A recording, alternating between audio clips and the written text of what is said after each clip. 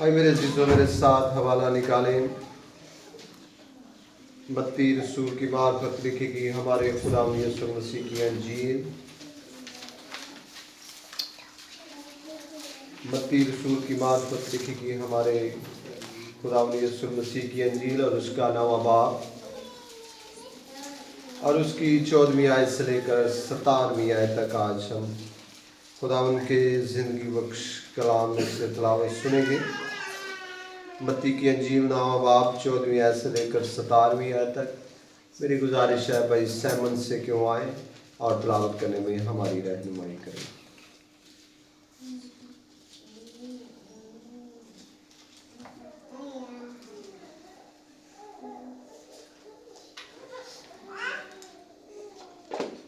मसीह में आप सबको सलाम।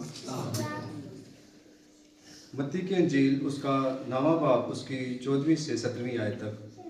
उस वक्त यूहन्ना के शागिर्दों ने उसके पास आकर कहा, क्या सबब है कि हम और फरीसी तो अक्सर रोज़ा रखते हैं और तेरे शागिर्द रोज़ा नहीं रखते? यीशु ने उनसे कहा, क्या बराती जब तक दुल्हा उनके साथ है मातम कर सकते हैं? मगर वो दिन आएंगे कि दुल्हा उनसे जुदा किया जाएगा, उस वक्त वो रोज़ा रखेंगे।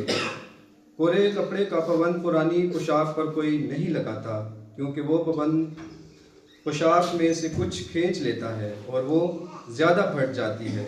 और नई में पुरानी मशकों में नहीं भरते, वरना मशकें फट जाती हैं और मैं बह जाती है और मशकें बर्बाद हो जाती हैं, बल्कि नई मशकों में भरते हैं और वो दोनों बची रहती हैं। पाक कलाम का पढ़ा और सुना जाना हम सबके लिए बाइस से बरकत हो। बहुत शुक्रिया मेरे भाई, खुदा आपको बरकत कर दे। भाई मेरे अजीजों, हम अपने ईमान का इकरार करेंगे।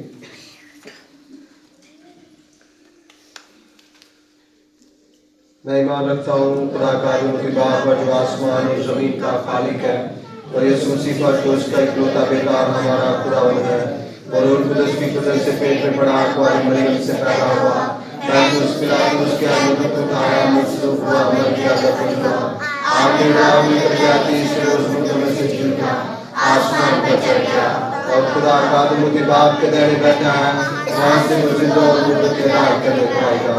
मैं ईमान रखता हूँ उस पर, पाँच या तीसरा पर मुकद्दसों की शहादत, गुनाहों की माफी, बदन की क़यामत और अपनी जिंदगी पर। आमीन। बहुत शुक्रिया, आप सबों का। बैठिएगा।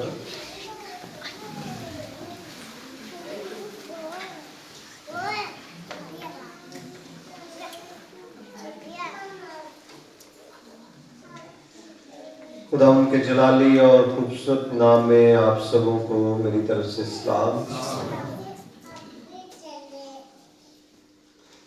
खुदा उनकी शुक्रगुजारी है कि आज का दिन खुदा ने हमें दिया है कि उसकी बारगाहों में आकर उसके नाम को जलाल दे सके।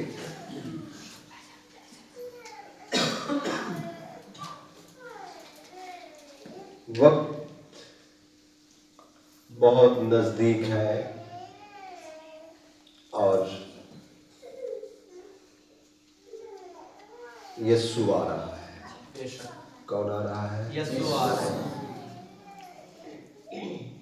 मसीहा ने कहा, मेरे आने की ये निशानियां हैं कि कौम पर क्या करेगी? चढ़ाई करेगी। आज दुनिया में देखिए क्या हालात चल रहे हैं। दुनिया में एक जंग शुरू है। दुनिया में एक अफरा तफरी का आलम है। हर मुल्क अपनी सेफ्टी के लिए बैठा हुआ है। हर मुल्क एक दूसरे पर चढ़ाई कर रहा है और यहाँ पर माहौल इस तरह से बना हुआ है कि मसीहा आ रहा है। मसीहा क्या है? आ रहा है। और हमारी तैयारी मुकम्मल है। सब बोले आमीन। अभी हम खामोश हो गए। कितने लोग हैं जब मसीहा आएगा तो हवा में उड़ जाएंगे? ईमान है? ईमान है। जितने लोग ईमानदार हैं वो उड़ जाएंगे। उनका पता ही नहीं चलेगा कि वो यहां पर इबादत कर रहे थे, यहां पर सब लोग गायब हो गए। उसे बोलते हैं रैप्चर। क्या है? उसमें है कि मसीहा की आमद दो तरीके से है। एक वो आमद है जब किसी को मालूम नहीं होगा तो मसीहा आएगा, सिर्फ ईमानदार लोग जानते होंगे कि वो मसीहा आ रहा है, और वो उड़ जाएंगे। वो क्या हो जाएंगे? उड़ जाएंगे। मेरे अजीजों, अभी ये माहौल बना हुआ है कि मसीहा हम सबको ये पैगाम दे रहा है कि मैं आ रहा हूं, तो हमारी तैयारी मुकम्मल होनी चाहिए। आज का जो विर्द हमारे सामने पढ़ा गया है, ये दो तरह की तमसीलें एक ही बात को समझाने के लिए मसीहा ने पेश की है। तमसीलें बिल्कुल डिफरेंट है। अब सवाल यह है कि तेरे शागिर्द रोजा नहीं रखते। फरीसी भी रोजा रखते हैं,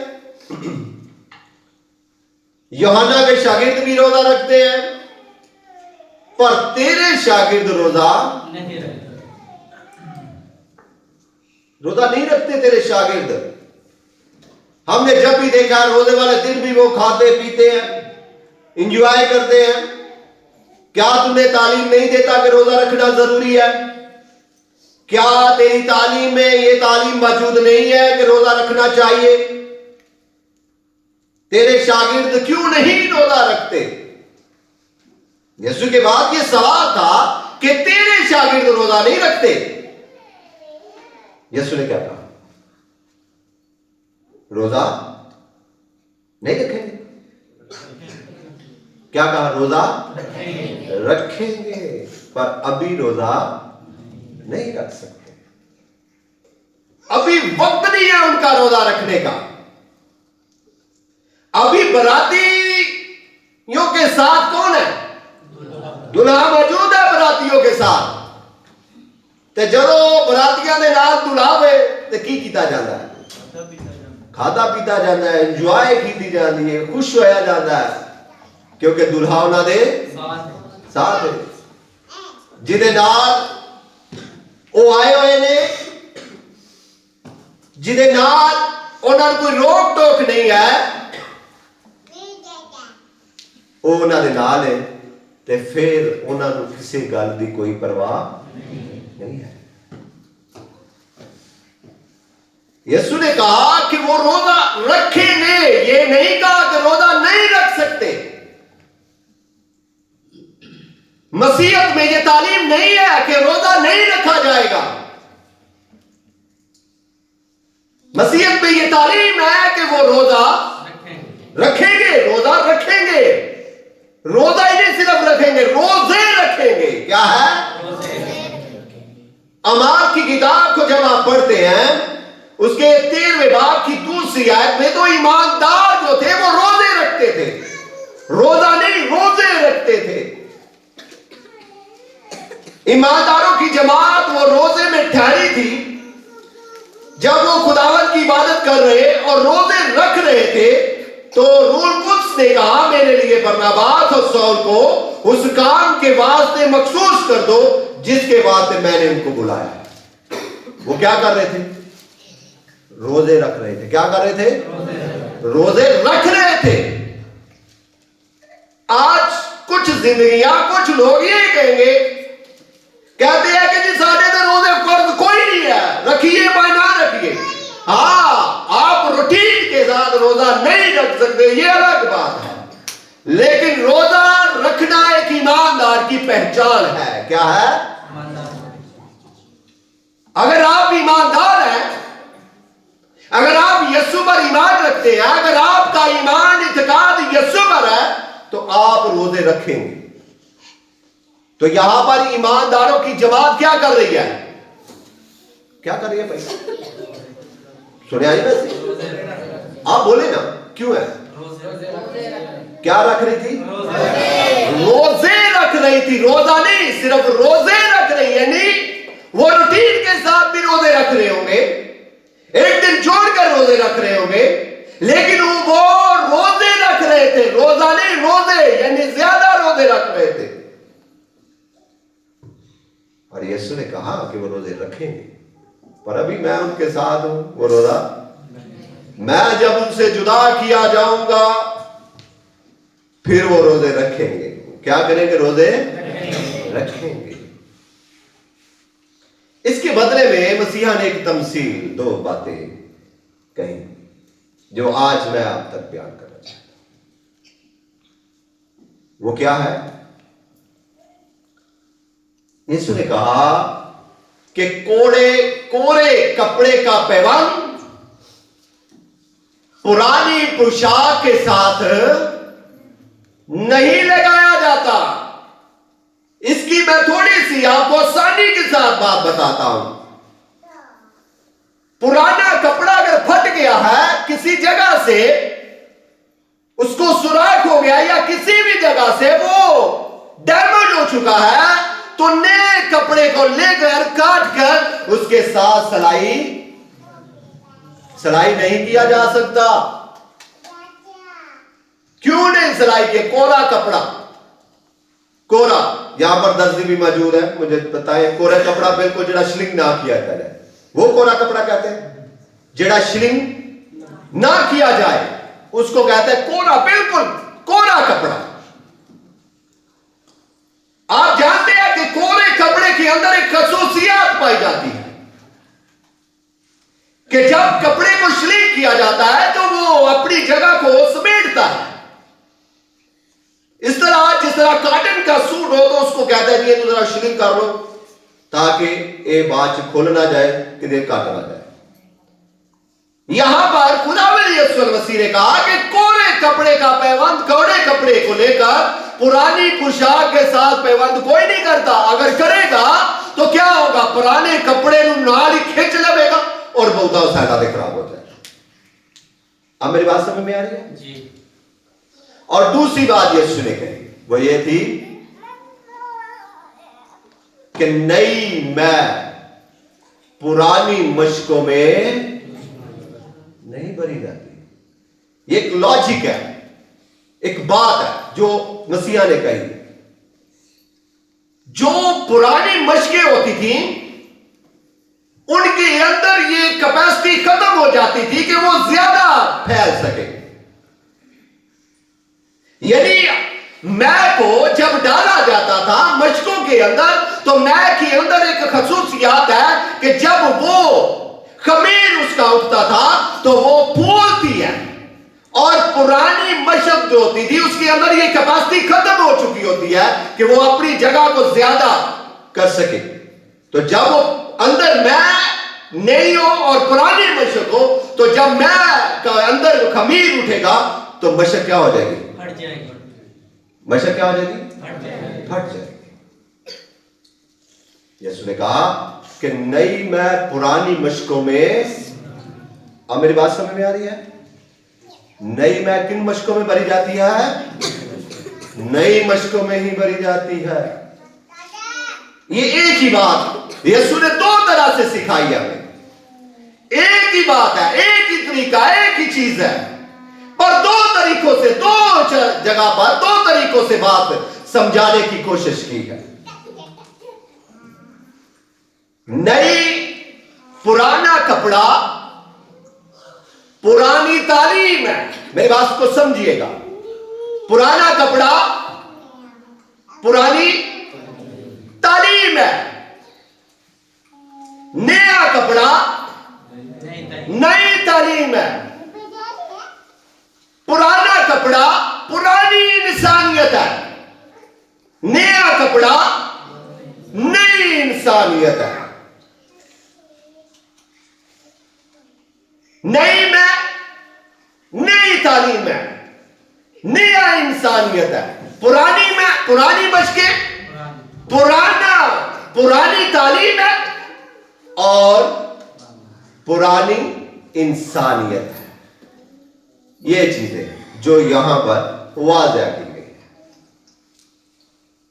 ये चीज है जो खुदावंद यीशु मसीह ने यहां पर अपने शागिर्दों के बारे में ये कही, और उनके सवाल पर कि रोजा क्यों नहीं रखा जा रहा, यीशु ने कहा कि ये मसला है।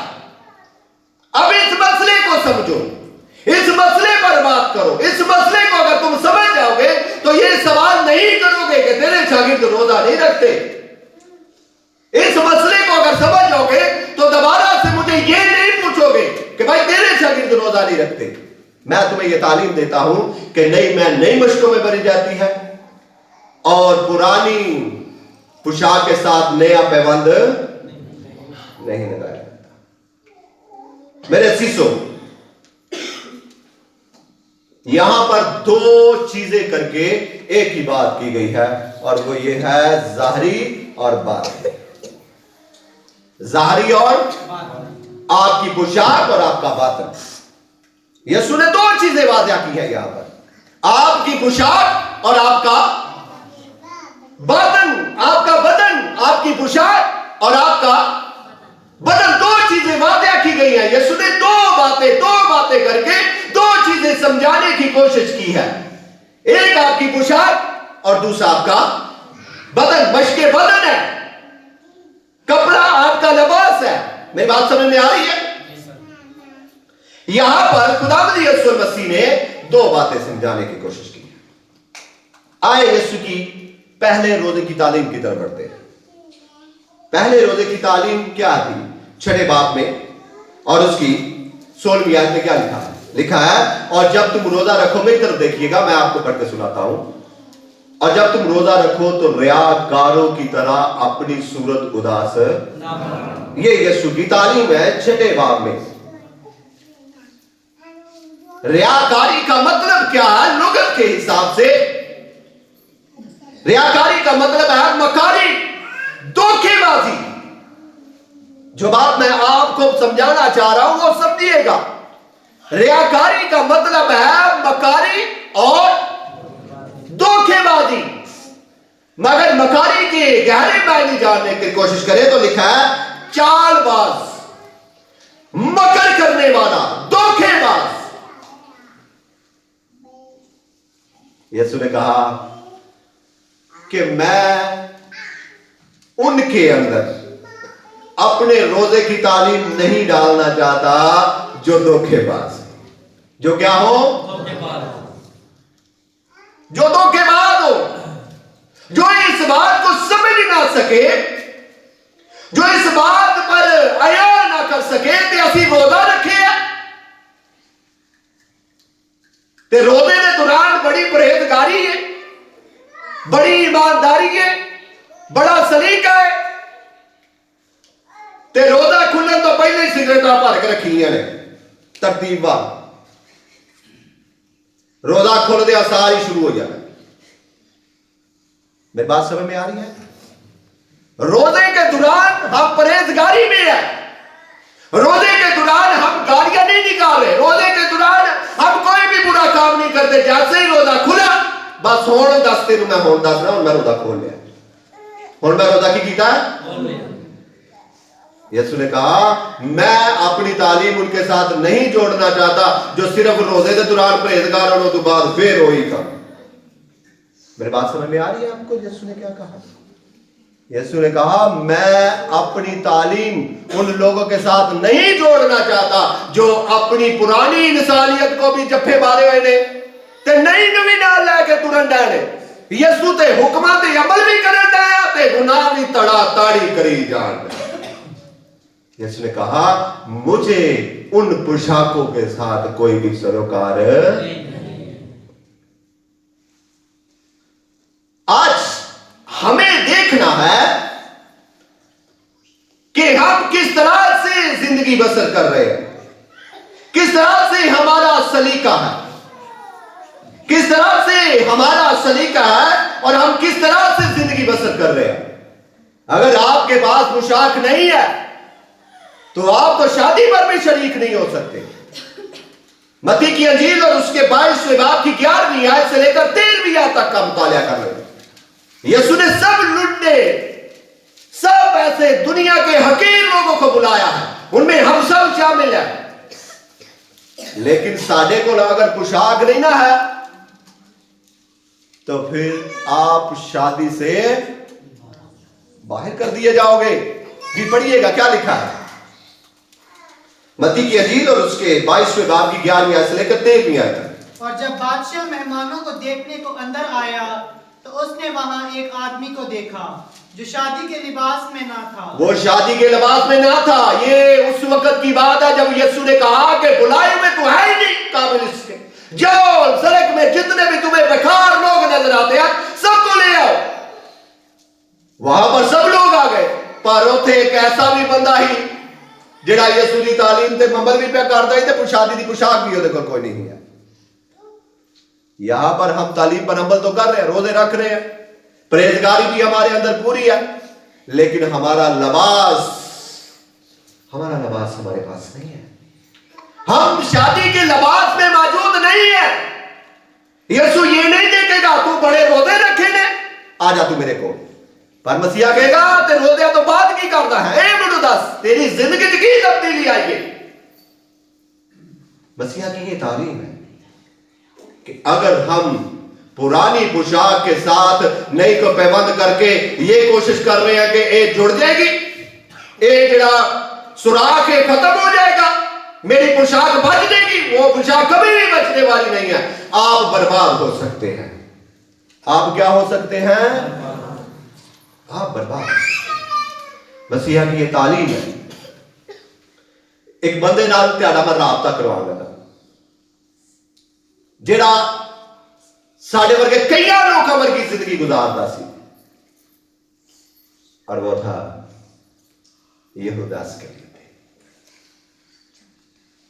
वो भी यीशु के साथ वक्त गुजार रहा था, यीशु की तालीम दे रहा था, यीशु के साथ चल रहा था, यीशु की जो है वो तालीम को कबूल कर रहा था, और वो क्या उन तमाम मौजूदों को भी देख रहा था जो जिस तरह आज हम भी देखते हैं। हम भी बाइबल पढ़ते हैं, लेकिन उसकी जिंदगी में तब्दीली नहीं थी।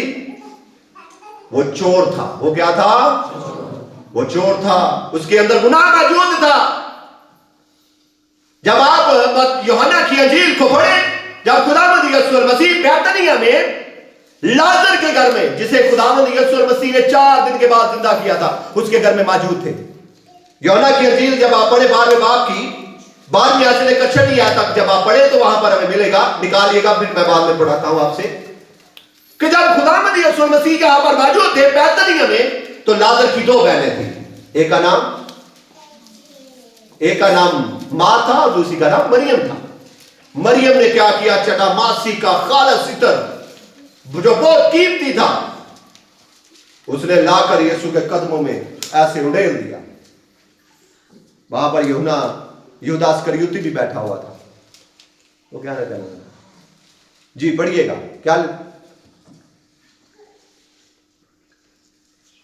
भाई, पढ़िएगा, क्यों नहीं पढ़ रहे? यूहन्ना की अंजील 12वां बाब 5वीं आयत से लेकर 6वीं आयत तक। ये इत्र 300 दिनार में बेच के गरीबों को क्यों ना दिया गया? कहने लगा ये इत्र जो यीशु के कदमों में गिरा दिया गया, ये 300 दे बेच नहीं सकता। किसी गरीब की मदद हो जाती, किसी गरीब का भला हो जाता, किसी गरीब के घर का चूल्हा जल पैदा। ये यीशु के कदमां च तू सारा रोड़ दिता वे, इन्ना महंगा ते इन्ना चंगा इत्र। आगे क्या लिखा है? उसने इसलिए ना कहा कि उसको गरीबों की फिक्र थी। उसने इसलिए नहीं कहा कि वो गरीबों की फिक्र थी कि गरीबों को दिया जाए। आगे क्या लिखा है? बल्कि इसलिए कि चोर था, और चूंकि उसके पास उनकी थैली रहती थी, उसमें से जो कुछ पड़ता वो निकाल लेता था। उसमें जो कुछ पड़ता वो क्या करता था? निकाल लेता था। पहली यीशु की तालीम क्या है रोजे की? जब तुम रोजा करो रखो तो रियाकारों की तरह। रियाकारी का मतलब क्या है? मक्कारी, धोखेबाजी। और यहां पर यहूदा इस्करियोती यीशु के साथ क्या कर रहा है? क्या कर रहा है? मुझे ऊंची आवाज में बताएंगे। मक्कारी कर रहा है, धोखेबाजी कर रहा है यीशु के बाद सामने। मैं बड़ा चंगा, मैं बड़ा परहेजगार, मैं बड़ा अच्छा हूं। यहां पर खुदावंद यीशु मसीह के सामने वो मक्कारी कर रहा है, रियाकारी कर रहा है, और कह दिया यार गरीबों को दे दिता जाए तो चंगा सी। यूहन्ना ने इस भेद को खोला और कहा वो एडा चंगा नहीं सी, वो तो चोर सी। वो किसी ओ चोर सी। मेरे अजीजों, जब हमारी जिंदगियों में रियाकारी है, जब हमारी जिंदगियों में मक्कारी है, तो यकीन जाने यहूदा अस्करियोती की जिंदगी का हाल क्या हुआ? आप मुझे बताएं, फिर इसके बाद मैं आगे बढ़ता हूं। उसकी जिंदगी का क्या हाल हुआ? वो उसने अपने आप को क्या ले ली? मर गया। क्योंकि जब आप अपनी पुरानी जिंदगी के अंदर नई मैं भरेंगे तो मशकें क्या हो जाएंगी? और फिर आप क्या हो जाएंगे? बर्बाद हो जाएंगे। आप क्या हो जाएंगे? मेरी बात समझ में आ रही है? यीशु ने कहा कि मैं नहीं चाहता कि तुम्हारी जिंदगियां बर्बाद हो जाए। नई तालीम को नई मशकों में भरो। नई मशकों में क्या करो? अपने आप को बदल लो, अपनी जिंदगी को बदल लो, अपने आप को बदल लो, ताकि आपकी जिंदगी बदल जाए और आपकी मशकें बच जाए। यीशु की तालीम ये है मेरे अजीजों, मेरे भाइयों। मुकाशफा की किताब में उसके 19वें बाब की 18वीं आयत में यह लिखा है कि उसको चमकदार और साफ महीन कतानी कपड़े पहनाए गए और उसे यह इख्तियार दिया गया क्योंकि महीन कतानी कपड़े से मुकद्दस लोगों के काम मुराद है। क्या मुराद है? काम मुराद है। आपकी पोशाक सफेद जो है आपके काम को जाहिर करती है। आपके काम जाहिर कर देते हैं इसके ऊपर कौन सी पोशाक पहनी हुई है। अगर हम मकारी की पोशाक पहनकर अगर हम जिंदगी बसर कर रहे हैं तो यकीन जाने एक दिन आपकी जिंदगी बर्बाद हो जाएगी। एक दिन आपकी मशकें फट जाएंगी। अगर यीशु की तालीम भी ले रहे हैं और गुनाह भी चल रहा है, हमारी जिंदगियों में गुनाह खत्म नहीं हो रहा, ते असी कहने हैं यीशु की तालीम ने भी खुदा दा खौफ बहुत है जी, मालिक तो डरीदा, पर गुनाह हमारी जिंदगी में खत्म नहीं हो रहा। इस तरह से हमारी जिंदगी बर्बाद हो जाए। मेरे अजीजों, मेरे भाइयों, यीशु मसीह की यह तालीम है कि हम नई मैं को नई मशकों में भरे। नई मैं को नई मशकों में भरे। मेरे अजीजों, मरकज की अंजील और उसके दूसरे बाब की 7वीं आयत, यीशु की तालीम कैसी थी? यीशु की तालीम नई तालीम थी। नई क्या थी? यीशु मसीह एक जगह पर बहुत ज्यादा भीड़ थी और एक जन्म के लंगड़े को लाया गया यीशु के पास। जगह दरवाजे जो ना रखी तो छत तो यीशु ने कहा को लैन दाना, उन्हें कहा मालिक देते रहम कर। यीशु ने उसका ईमान देकर कहा जा तेरे गुनाह, ऊंची आवाज में बोलेंगे, जा तेरे गुनाह। वहां पर फरीसी फकीया लोग बैठे हुए थे, कहने लगे ये कौन है? गुनाह तो माफ करने की कुदरत किसके पास है? उस ये तालीम वो बर्दाश्त ना कर सके, ये तालीम उनके अंदर जज्ब ना हो सकी, क्योंकि वो पुरानी मशकें थी। वो क्या थी? वो पुरानी मशकें थी। उनके अंदर ये तालीम बर्दाश्त करने की कुव्वत नहीं थी। आज भी कलीसियाओं में कुछ इस तरह से लोग रहते हैं। साढ़े अंदर पुरानी इंसानियत होती है और खुदा का कलाम लेते हैं तो कहते हैं आज तो सीधा मिलते कलाम हो गया, पादरी साहब ने कर दी। हम क्यों नहीं कलाम को कबूल कर रहे? क्यों नहीं हम कलाम को ले रहे? हम अगर ये कहेंगे हम कलाम को कबूल नहीं करते, लेकिन हम कलाम पर तनकीद करना शुरू कर देते हैं, खातम पर, एल्डर पर, मुबश्शिर पर, जो भी हमें नसीहत करेगा हम उस पर तनकीद करते हैं, कलाम को कबूल नहीं करते। मेरे अजीजों, मेरे भाइयों, मैं आज आपके सामने ये रखना चाहता हूं कि हम यीशु की तालीम को अगर कबूल कर रहे हैं तो फिर नई मशकों में बह पड़े। किन मशकों में बह पड़े? नई मशकों में भरे। कहीं ऐसा ना हो कि मशकें अगर पुरानी में भरेंगे तो मशकें क्या हो जाएंगी? फट जाएंगी। फिर मेरे अजीजों, उस तालीम का जो आपने ली हुई है उसका भी कोई फायदा नहीं होगा। मशकें भी बर्बाद और मैं भी क्या हो जाएगी?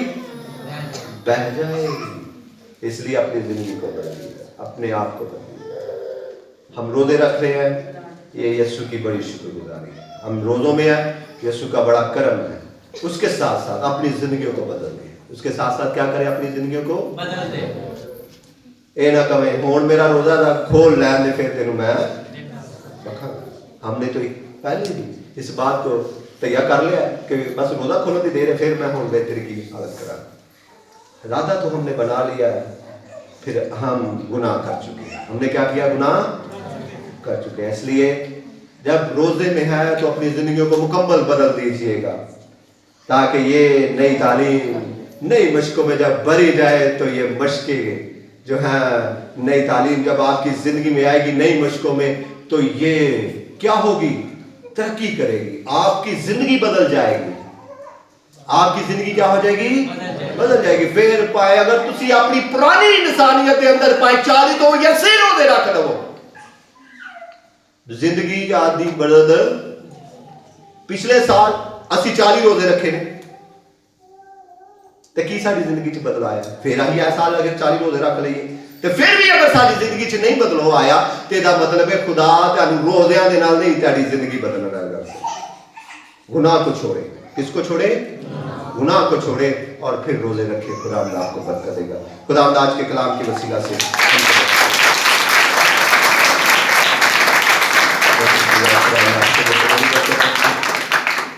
आए मेरे अजीजों, हम अपने सर को झुकाएंगे और दुआ करेंगे आज के कलाम के लिए। सब खुदा उनके हजूर झुक जाए।